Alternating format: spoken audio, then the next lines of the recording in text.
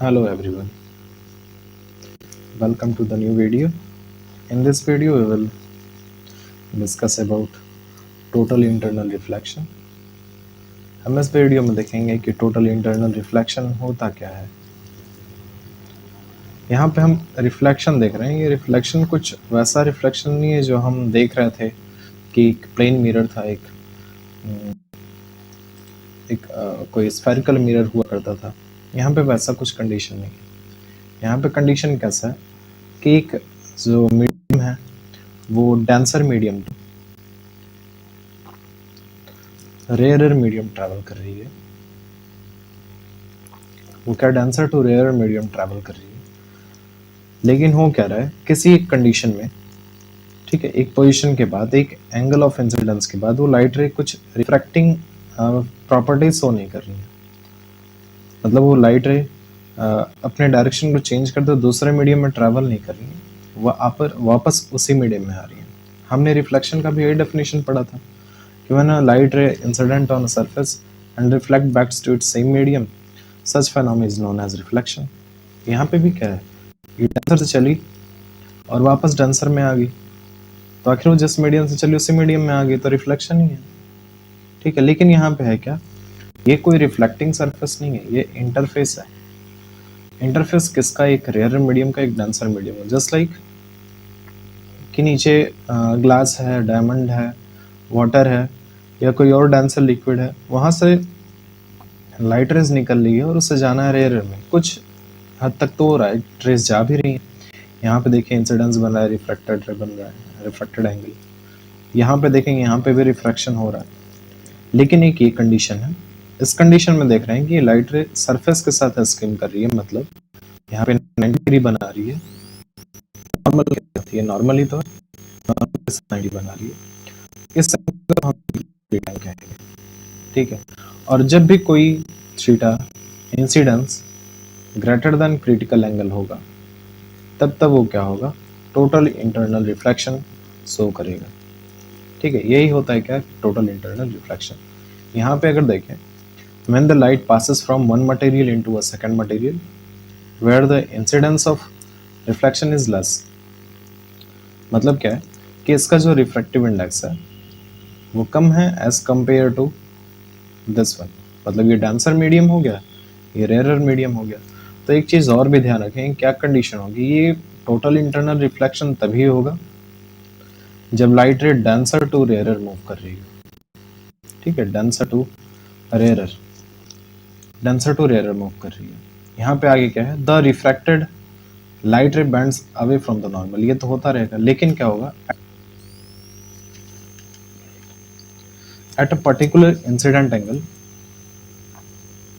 किसी एक particular incident angle पे जो लाइट रे रहेगी वो अपने सरफेस के साथ स्किम करेगी। मतलब वो अपने नॉर्मल के साथ 90 डिग्री बनाएगी। मतलब ये वाली कंडीशन, ठीक है।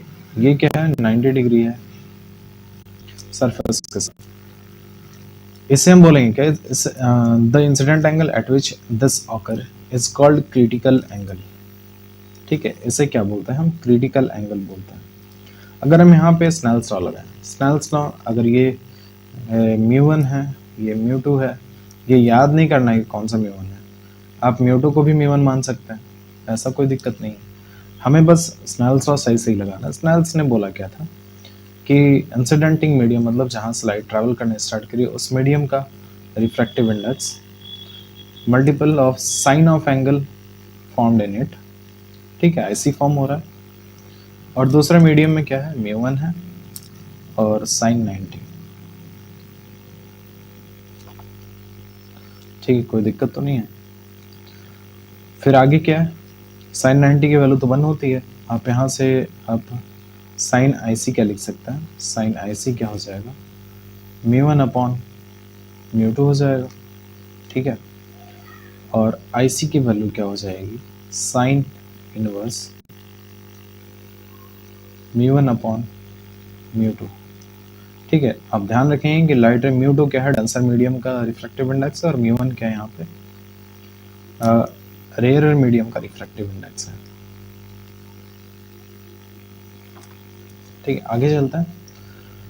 अब आपने देख क्या लिया कि यहाँ पे आप sine i c is equal to μ1/μ2 हो रहा था। ठीक है, अगर मान लो एयर है तो हम इसे नॉर्मली क्या सकता है, साइन आई से इज इक्वल टू 1/μ21 लिख सकते हैं। μ21 मतलब यहाँ पे क्या है, अगर μ21 है तो अगर वाटर रहा तब क्या होगा, 1.33 हो जाएगा। ठीक है, एयर के रिस्पेक्ट में। ग्लास का क्या होगा, 1.5 हो जाएगा एयर के रिस्पेक्ट में। डायमंड का कितना हो जाएगा, लगभग 2.4 होता है। ठीक है, 2.4 हो जाएगा। तो यहाँ पे हम देख क्या रहे हैं, जो आईसी है वो इनवर्सली प्रोपोर्शनल है किसके, refractive index of the denser medium. ठीक है, यहाँ पे मान रहे हैं जब वो एयर के रिस्पेक्ट में है सारी चीजें। ठीक, मतलब क्या है कि जिसका म्यू कम होगा उसका वो क्रिटिकल एंगल ज़्यादा होगा। वाटर की बात करें, अगर हम इस तीनों की ही बात करें तो वाटर का जो क्रिटिकल एंगल होता है वो लगभग 48 डिग्री होता है, लगभग 48 डिग्री, थोड़ा सा ज़्यादा होता है। ग्लास का लगभग 42 डिग्री होता है एंड डायमंड का 24 डिग्री होता है। ठीक है, ये क्रिटिकल एंगल की बात हो रही है कि अलग अलग मीडियम के लिए क्या है, अलग अलग है। अगर उसका with respect to air refractive index ज़्यादा है तो डेफिनेटली उसका क्या होगा, जो क्रिटिकल एंगल होगा वो कम होगा। तो यहाँ पे हम डायमंड का देख रहे हैं कि उसका रिफ्रैक्टिव इंडेक्स ज़्यादा है सबसे। ठीक है, इन दोनों के कंपेरिजन में, तो इसका क्रिटिकल एंगल क्या है, कम है इन दोनों के कंपेरिजन में। तो आगे देखते हैं, हम चलते हैं क्या अपने एप्लीकेशंस की तरफ। एप्लीकेशंस में हम पहले पढ़ते हैं कि हम ब्रिलियंस ऑफ डायमंड इतना चमकता क्यों है। ठीक है, यही है, ये हमने एक सस्ता सा डायमंड बना दिया। ठीक है, तो चलते हैं डायमंड के पास। मान लेते हैं कि ये इंटरफेस है और ये दूसरा इंटरफेस है। पहला इंटरफेस तो किसका है, ये नीचे ग्लास है, ऊपर एयर, यहाँ पे नीचे डायमंड है और ऊपर एयर। यहाँ पे हम क्या नॉर्मल ड्रॉ कर लें,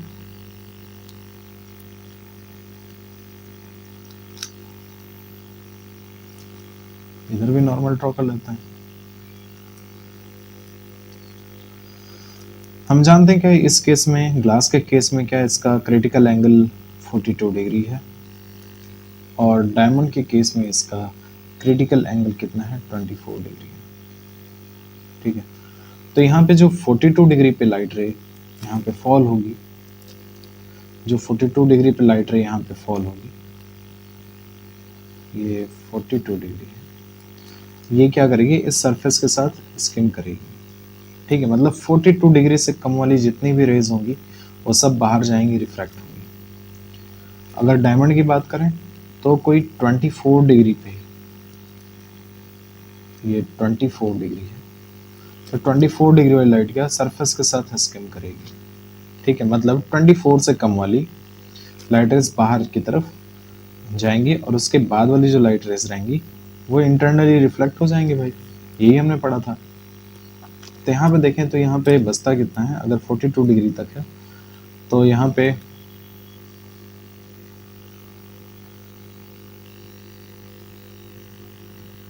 48 डिग्री बच जाता और यहाँ पे 66 डिग्री।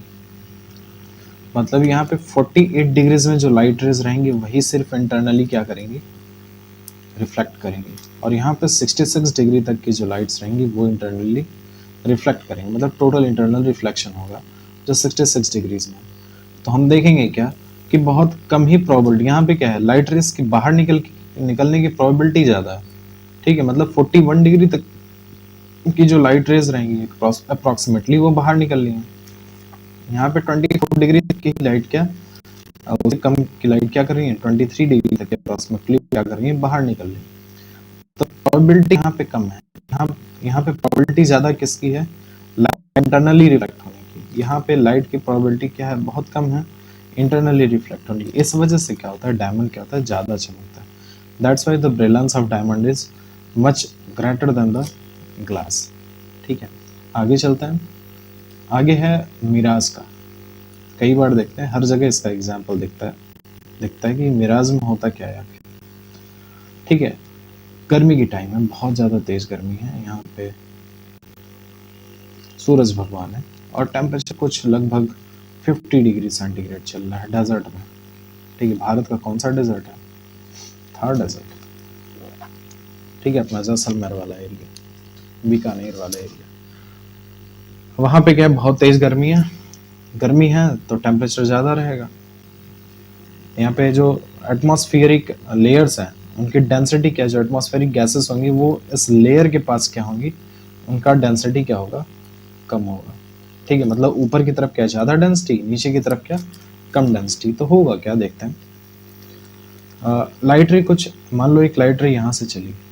ठीक है, यहाँ से चली, यहाँ पे हम एक नॉर्मल बना देते हैं। ठीक है, लाइट रे क्या, डेंसर टू रेयरर, ऊपर डेंसर नीचे रेयरर, तो अपार्ट फॉर्म जाएगी। यहाँ पे एक और बना दी। ठीक है, और फिर और दूर जाएगी। लेकिन हो सकता है कि ये जब इस कंडीशन पे पहुंचे तो ये ज़्यादा हो जाए अपने क्रिटिकल एंगल के। ठीक, क्रिटिकल एंगल से ज़्यादा होगा तो लाइट रे करेगी क्या, ये वापस अपने मीडियम में क्या, अपने डेंसर मीडियम की तरफ क्या रिफ्लेक्ट कर जाएगी। तो ऐसा तो हम क्या बस मानते हैं क्या, अगर जो हम चीज़ हमें लगता है कि लाइट रे क्या स्ट्रेट लाइन में ट्रैवल करती हुई आ रही है, तो जब हम इसको पीछे की तरफ एक्सटेंड करेंगे, ठीक है, पीछे की तरफ एक्सटेंड करेंगे तो लगेगा क्या, नीचे एक पेड़ बना हुआ। ठीक है, नीचे हमें एक क्या बना है, नीचे क्या एक पेड़ दिख रहा होता। ठीक है, एक इन्वर्टर डायरेक्शन में, ये इसका इमेज होता है। ठीक है, तो हमें लगता है क्या कि अगर डेजर्ट में कहीं इसका ऐसा इमेज दिख रहा है तो हो डेफिनेटली हो सकता है कि यहाँ पे कुछ एक वाटर बॉडी होगी। ठीक है, मतलब क्या यहाँ पे कोई वाटर बॉडी है तभी तो इसका इमेज दिख रहा है। ठीक है, ये तो क्या डेजर्ट में है मिराज की कंडीशन। आगे चलता है, आगे क्या है, अगर हम बहुत तेज गर्मी है, एकदम लू चल रहा है, लगभग 50 के आसपास, 45 46 47 ऐसा टेम्परेचर चल रहा है। ठीक है, अपने नॉर्दर्न फील्ड्स में हाईवे पे जा रहे हैं, शॉर्ट डिस्टेंस नहीं लॉन्ग डिस्टेंस की ये बातें हो रही हैं। ठीक है, और जब बहुत दूर देखेंगे तो हमें दिखेगा क्या कि रोड पे क्या क्लाउड्स के इमेजेस दिख। ठीक है, क्लाउड्स लग रहा है कि वहां पे कुछ वाटर है और क्लाउड्स के इमेजेस उसमें दिख रहे हैं जैसे वाटर में दिखता है। ठीक है, तो यहाँ पे होगा क्या, इस वजह से हमें लगेगा कि वहां पे कुछ वाटर बॉडी, और जैसे जैसे हम जाएंगे वो गायब होता जाएगा। ठीक, तो ये सब क्या मिराज की है।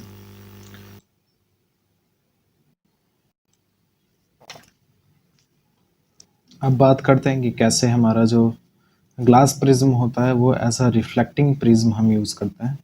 रिफ्लेक्टिंग प्रिज्म का मतलब क्या है कि जैसे हमें एक कोई ऐसा कुछ इफेक्ट नहीं करवाना है, अपनी इमेज के साइज को इंक्रीज या डिक्रीज करवाना है, बस हमें प्रिज्म की हेल्प से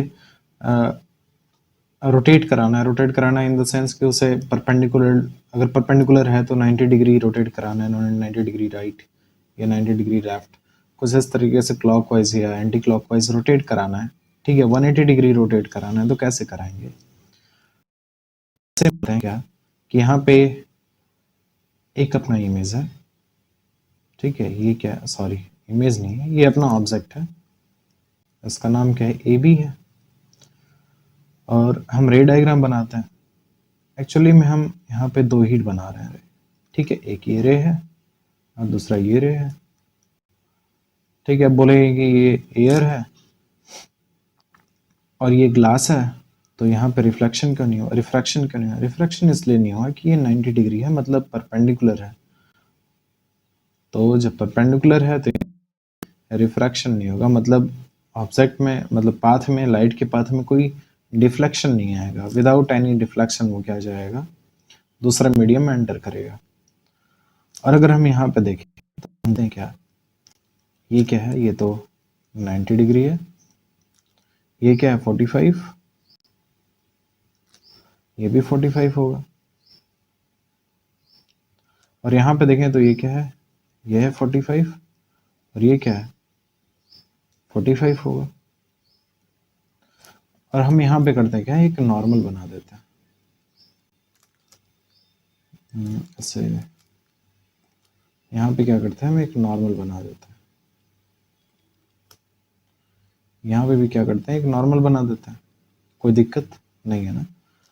नॉर्मल के साथ ये क्या 45 डिग्री बना रहा है, तो ये भी क्या 45 हो, ये भी क्या 45 हो।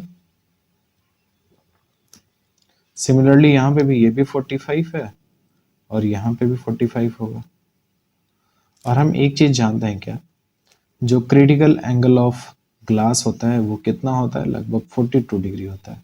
मतलब 42 डिग्री पे लाइट क्या करेगी, 90 डिग्री बनाते हुए सरफेस के साथ स्किम कर जाएगी। लेकिन यहाँ पे क्या है, 42 डिग्री नहीं है और यहाँ पे 45 डिग्री बन रहा है, मतलब ये लेस ग्रेटर देन 42 डिग्री है। तो यहाँ पे क्या होगा, टोटल इंटरनल रिफ्लेक्शन होगा। लाइट रे क्या रिफ्लेक्ट करती हुई दूसरे फेस पे जाएंगे, ठीक है, रिफ्लेक्ट हो। यहाँ पे क्या 90 डिग्री का फॉर्मेशन हो रहा है, यहाँ पे भी 90 डिग्री का फॉर्मेशन हो रहा है और लाइट क्या है ऐसे ही बाहर निकल जाएगी, ठीक है, बाहर निकल जाएगी। और हम देखेंगे क्या कि लाइट यहाँ पे इमेज का जो फॉर्मेशन हो रहा है ये इस डायरेक्शन में ए डैश बी डैश, ठीक है। ये तो बात होगी किसकी, जब 90 डिग्री हमें एंटी क्लॉकवाइज रोटेट कराना होगा, ठीक है। अब हमें क्या करना है कि अगर हमें 180 डिग्री रोटेट कराना है, ठीक है, 180 डिग्री रोटेट कराना है, तो हम यहाँ पे एक अपना ये ऑब्जेक्ट ले लेते हैं, ठीक है, ऑब्जेक्ट ले लेते हैं और यहाँ पे लाइट रे क्या इधर जा रही है और ये राइट एंगुलर प्रिज्म है, ये 45, ये 45 और ये 90 है, ठीक है। यहाँ पे गया, यहाँ से लाइट रे इधर आया,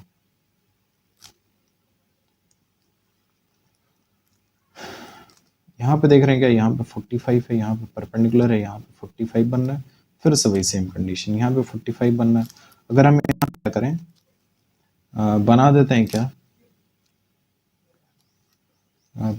नॉर्मल बना दें, तो ये 45 डिग्री बनाएगा जो कि क्रिटिकल एंगल से ज़्यादा है।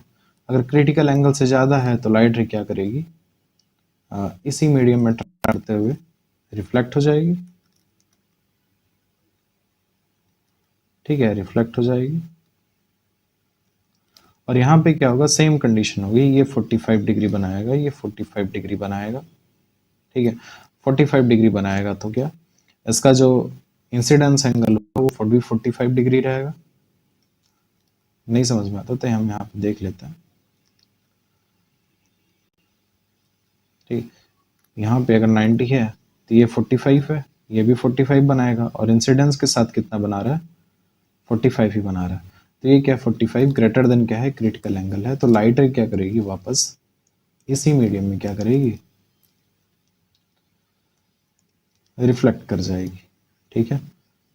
और यहाँ पे कोई रिफ्लेक्शन नहीं होगा क्योंकि ये परपेंडिकुलरली फॉल हो रही है इस सरफेस पे। तो हम देखेंगे क्या कि अपना ऑब्जेक्ट जो है वो इस डायरेक्शन में हो जाएगा, ठीक है। अगर ये ए बी है तो ये ए डैश हो जाएगा और ये बी डैश, यहाँ पे 180 डिग्री रोटेट हो गया ऑब्जेक्ट।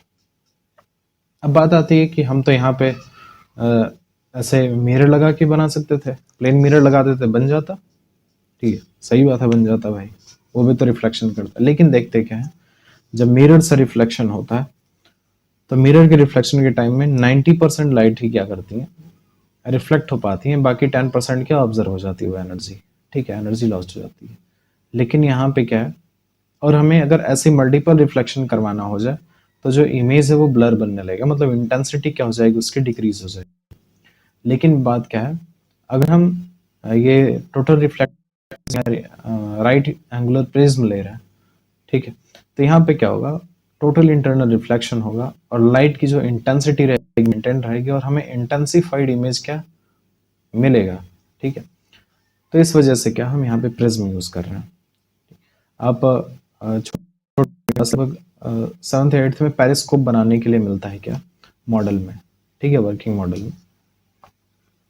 तो उसमें होता क्या है कि हम एक पाइप लगा लेते हैं, एक ये पाइप फिर परपेंडिकुलर जेड शेप का पाइप रहता है और उसके जेड के जो बैंड रहता है वहां पे हम क्या ग्लास लगा देते हैं, ठीक है, रिफ्लेक्टिंग ग्लास लगा देते हैं, नॉर्मल प्लेन ग्लास लगाता है, ठीक है, मिरर लगा लेते हैं, प्लेन मिरर। तो उससे होता क्या है कि लाइट रिफ्लेक्ट करते हुए हमें दिखता है सारी चीजें। लेकिन यहाँ क्या है, अगर हम प्रिज्म भी लगाएं तो अच्छे से ये सारी चीजें दिखेंगी, ठीक है। आगे चलते हैं। सबसे ज्यादा इंपॉर्टेंट इसका जो एग्जाम्पल है या कह सकते हैं एप्लीकेशन है, वो क्या है, ऑप्टिकल फाइबर का। ऑप्टिकल फाइबर का ऑप्टिकल फाइबर का क्यों?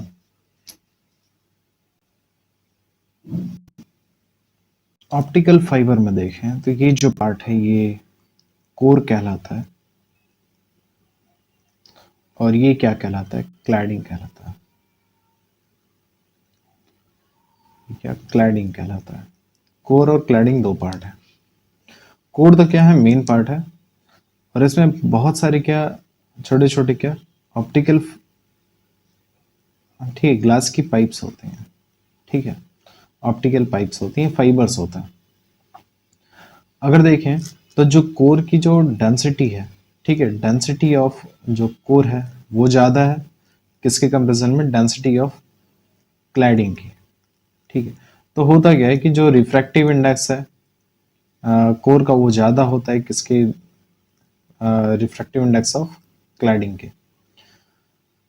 जब लाइट रे इसमें फॉल कराई जाती है, ठीक है, जब लाइट रे इसमें फॉल कराई जाती है तो होता क्या है, क्रिटिकल एंगल पे जब फॉल होती है तो इसे रिफ्रैक्ट करके इसे क्लैडिंग में चले जाना चाहिए, लेकिन ऐसा होता नहीं है, ठीक, क्लैडिंग में ना जाके ये लाइट रे क्या वापस इस मीडियम में आ जाती है, ठीक है, टोटल इंटरनल रिफ्लेक्शन होता है और ये होता ही रहता है, ठीक है। और ऐसे ही क्या ये रिफ्लेक्ट करते हुए रिफ्लेक्ट करते हुए रिफ्लेक्ट करते हुए बाहर निकल जाती है।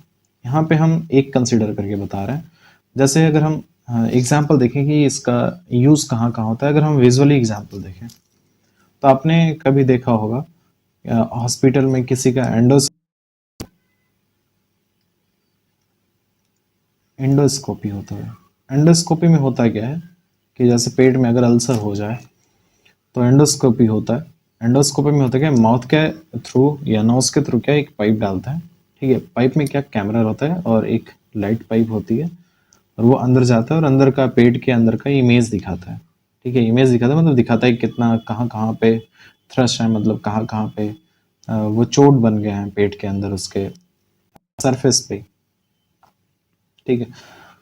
तो ये लाइट रेज वहाँ पे अगर कैमरा भेज रहे हैं वहाँ का हमें इमेज चाहिए तो डेफिनेटली क्या हमें वहाँ पे कुछ लाइट का सोर्स चाहिए, तो हम वहाँ पे क्या बल्ब तो लगा नहीं सकते हैं भाई कि चलो एक एलईडी डाल देते हैं ऐसे ही, ठीक है, तार लगा के एलईडी मूव के थ्रू डाल दिए, ऐसा नहीं होता भाई।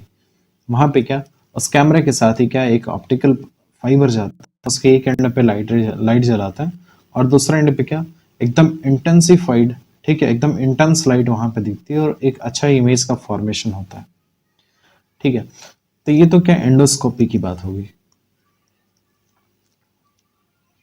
और दूसरा एक रेगुलर एग्जांपल में देखें तो हम यूज कर रहे हैं क्या इस टाइम ब्रॉडबैंड यूज करते हैं, एक्सट्रीम फाइबर या कह सकते हैं हाई स्पीड इंटरनेट सिस्टम, एक तरीके से ब्रॉडबैंड लग रहा है सबके। ब्रॉडबैंड का मतलब क्या है कि उससे एक ऑप्टिकल फाइबर के थ्रू हमें एक इंटरनेट कनेक्शन मिलता है, ठीक है। इसकी वजह से होता क्या है कि हमें एक फास्ट फॉरवर्डिंग डाटा फॉरवर्डिंग का यहाँ से फैसिलिटी मिलता है, ठीक है। इसके थ्रू लाइट की स्पीड से क्या हम डाटा को भेज सकते हैं, ठीक है, जो कि हम सिंपल वायर के थ्रू नहीं कर सकते, ठीक है। तो यहाँ पे क्या हम डाटा ट्रांसफर कर सकते हैं यहाँ पे बहुत तेज से, डाटा ट्रांसफर में काम आ रहा है। दूसरा किस में काम आ रहा है, signal transmission, signal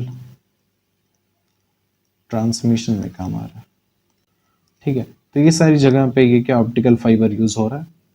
optical fibre कैसे बना होता है, दो पार्ट है उसके, कोर और क्लैडिंग, ये सारी चीजें हमने देख ली। और क्यों यहाँ पे ये सारी चीजें जो है ना, due to the total internal reflection हो रहा है ये सारी चीजें। सो हमने एप्लीकेशन देखा, एप्लीकेशन किसका कहाँ कहाँ पे कि ये ब्रिलियंस ऑफ डायमंड क्यों है, ठीक है, मिराज का फॉर्मेशन क्यों होता है, ठीक है, रोड पे चलते हैं तब क्यों मिरर्स का फॉर्मेशन होता है, और क्यों हम एक light right angle prism use करते हैं, ठीक है, रिफ्लेक्ट इमेज के फॉर्मेशन के लिए with the help of reflection, ठीक है, मतलब कैसे प्रिज्म यूज होता है, reflecting as a reflecting prism use होता है, ग्लास का प्रिज्म है लेकिन एज अ रिफ्लेक्टिंग प्रिज्म हो रहा है, और कैसे हम एक ऑप्टिकल फाइबर में क्या चीज़ें यूज़ हो रही हैं कि हम आज के टाइम में ज़्यादा रिलाई हो रहे हैं ऑप्टिकल फाइबर पे, ठीक है। Thank you very much.